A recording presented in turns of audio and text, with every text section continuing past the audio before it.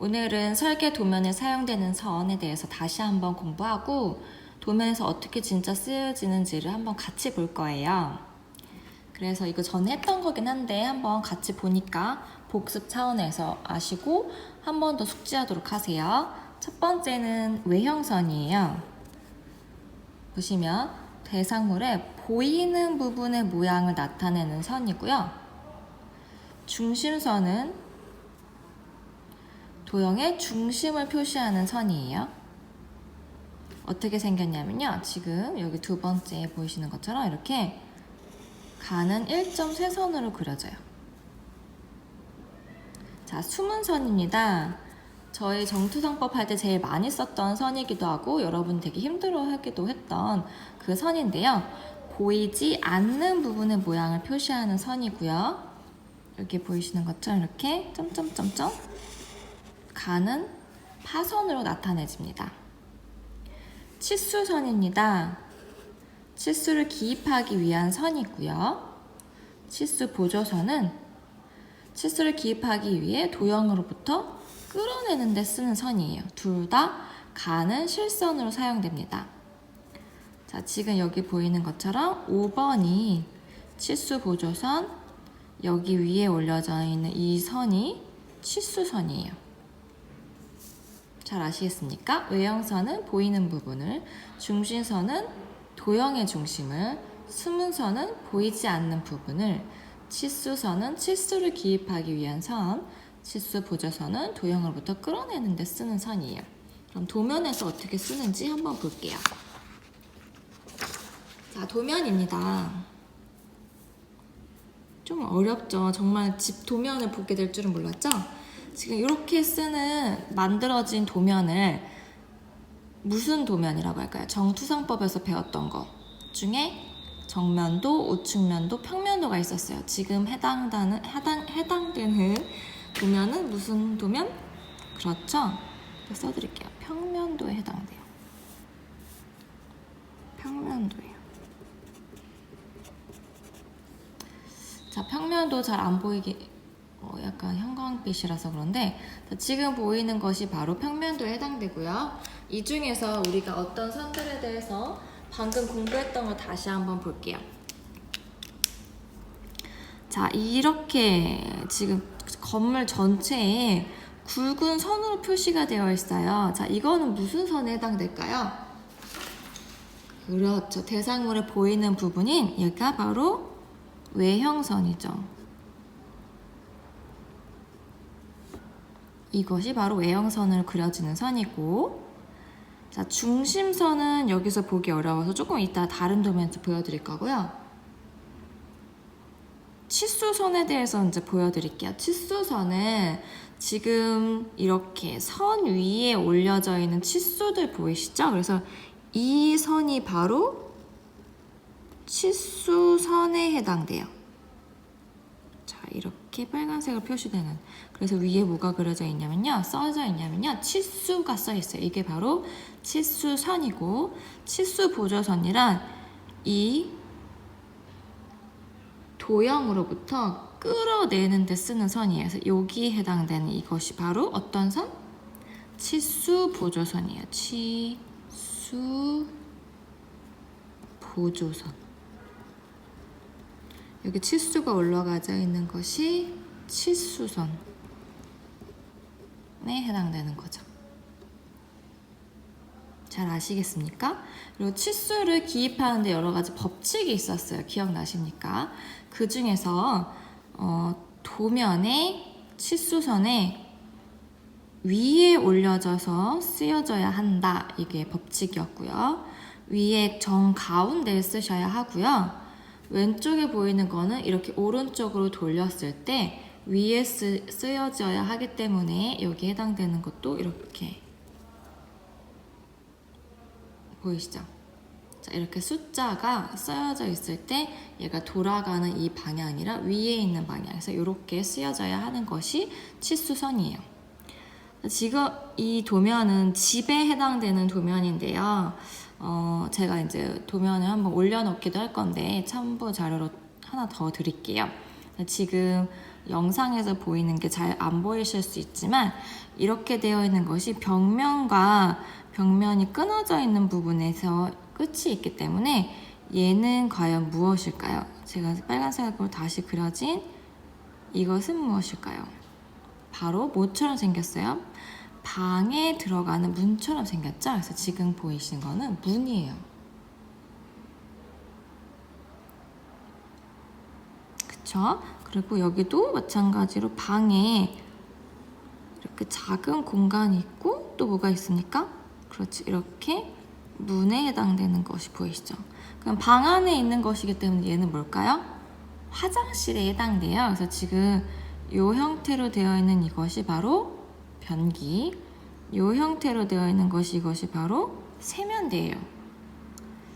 우리가 이제 집을 한번 그려보는 시간을 나중에 가질 수 있는데 지금 어떻게 기호로 표시되는지를 한번 같이 보는 거예요. 자, 이거에 해당되는 것, 이 부분은 뭘까요? 바로 계단이에요. 계단이 올라가는 방향이다. 이렇게 해서 표시가 되어 있는 부분이 바로 계단 기호고요. 그러면 여기는 바로 올라가는 방향이 이렇게 그려지는 거, 내려가는 방향이 이렇게다 라고 보시면 돼요. 그래서 여기는 올라가는 업에 대한 표시가 되어 있죠. 이것도 계단에 해당되는 거예요. 도면 조금 어렵죠. 우리가 이제 그리기에는 정투상법만 가지고선 배워서 그리기엔 좀 어려운 부분이 있지만 나중에 그래도 여러분이 한번 해볼 수 있는 시간을 가질 거기 때문에 잘 봐두시고요. 그 다음 두 번째 도면 한번 다른 도면이랑 비교를 해볼게요. 자, 이 도면은 마찬가지로 조금 더 굵게 표시가 되어 있는 이것이 바로 외형선이고요. 이거는 굉장히 얇게 그려져 있죠. 이것이 바로 가는 실선으로 그려진 치수선이에요. 자, 여기도 마찬가지로 방에 이렇게 들어가는 이 부분이 그려져 있죠. 이것이 바로 문에 해당되는 거고요. 아까 보여드렸던 것처럼 여기에 되어 있는 이 부분이 바로 계단에 해당되는 기호 표시입니다. 그리고 각각 얘도 아까 도면과 마찬가지로 치수가 치수선의 위에, 얘는 치수 보조선, 얘는 치수선이었죠. 그래서 치수는 치수선 위에 그려져요. 그리고 이 방향으로 표시되어 있는 것도 마찬가지로 얘가 이렇게 돌렸을 때 위에 그려져야 하는 게 치수이기 때문에 이렇게 쓰여진다라는 거 알 수 있겠죠? 두 개의 도면을 봤으니까 이제 조금 구분이 가실 거예요. 세 번째 도면 보여드릴게요.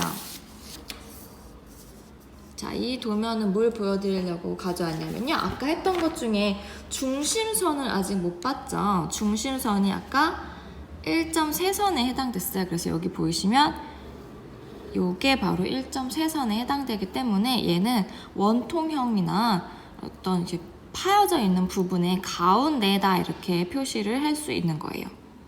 여기도 마찬가지로 파인 부분이야 여기가 뚫려 있어서 여기도 마찬가지로 이렇게 중심선을 표현이 됐어요. 그래서 가운데이다 라는 표현을 하는 거죠.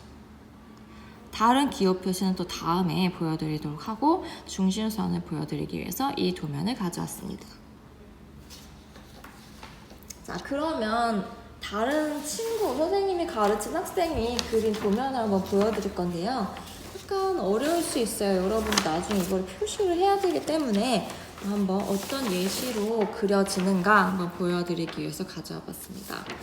갑자기 확 여러분의 실력 향상이 기대가 되는데 여러분 좀 어렵진 않은지 잘 모르겠어요. 지금 이제 얼굴 표정을 못 봐가지고 모르겠는데 아마 정투상법에서 도형만 가지고 표현을 하다가 갑자기 이제 건축물의 평면도를 공부하려고 하니까 수준이 한 단계 점프업 되긴 했지만 여러분 똑똑한 한영중 학생이기 때문에 할 수 있을 거라고 생각이 들어요.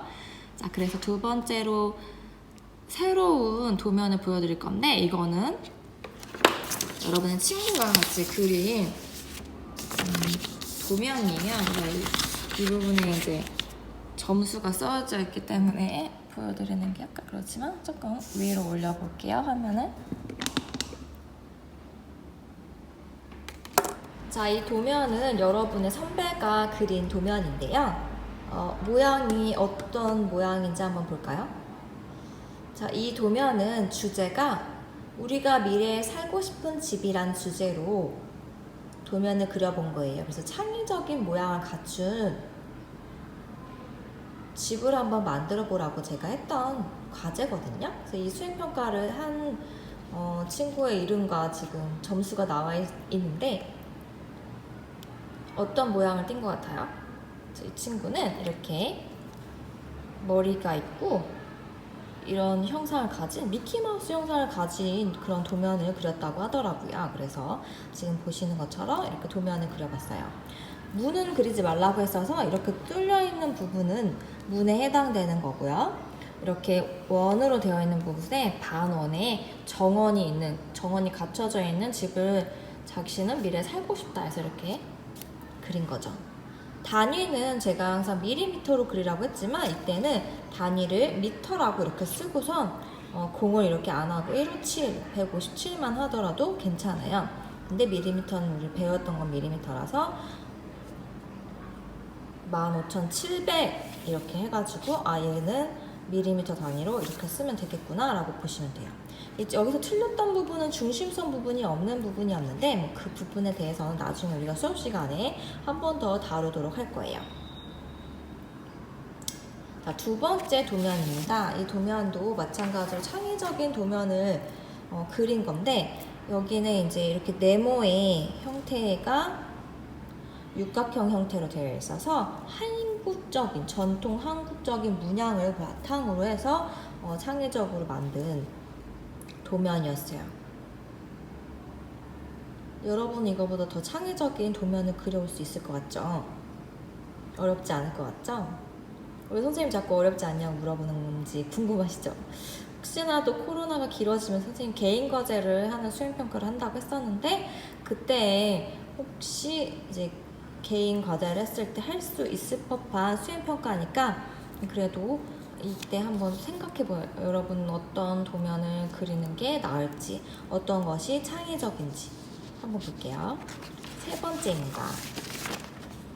자, 이것이 세 번째 도면인데요. 이쪽에는 이렇게 원형으로 되어 있고 이쪽에는 네모 형식으로 되어 있는 이런 모양을 갖춘 미래에 살고 싶은 집을 이 친구는 표현을 했어요. 이 부분을 제가 이제 이렇게 봐서 그렇지 도면이 이렇게 되어 있다면 지금 밑에서 위로 써있는 이 부분은 맞고 이쪽에 숫자 표시는 또 잘못해서 점수는 B밖에 안 나왔던 그런 도면인데 치수 기입 방법에 맞춰서 잘 그리시기만 하면은 그래도 최소 B 이상은 줄 수 있어요. 이 친구는 이제 모형 자체가 창의적이어가지고 그 부분이 보완이 됐던 도면이에요. 치수는 굉장히 잘못 쓴 게 많은 도면이죠. 여러분 이런 실수 안 할 수 있는지 한번 모르겠네요. 나중에 미래에 살고 싶은 우리의 집에 대해서 한번 스케치를 할 수 있는 시간을 가질 수 있도록 할 건데요.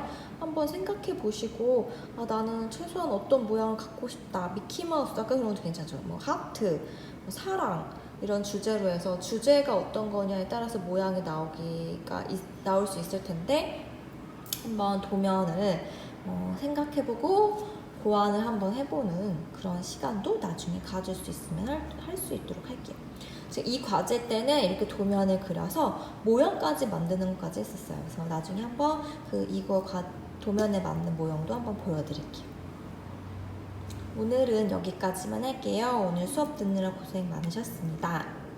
그리고 지난 시간에 저희가 선생님께 하고 싶은 말이라는 그런 과제를 냈었는데 여러분이 선생님한테 하고 싶은 좋은 말들이 되게 많이 있었어요. 선생님도 지금 얼굴을 보고 있지 않는 온라인 수업이지만 여러분이 많이 왔을 때 반가웠고 즐거운 수업 시간이었고요. 또 왔을 때 또 반갑게 인사할 수 있는 시간이 되었으면 좋겠어요. 그러려면 뭐 잘해야 되죠? 과제 잘하고 준비물 잘 가져와서 기본 착한 학생이 상태로 학교에서 만날 수 있도록 해요. 오늘 수고 많으셨습니다. 여기까지만 할게요.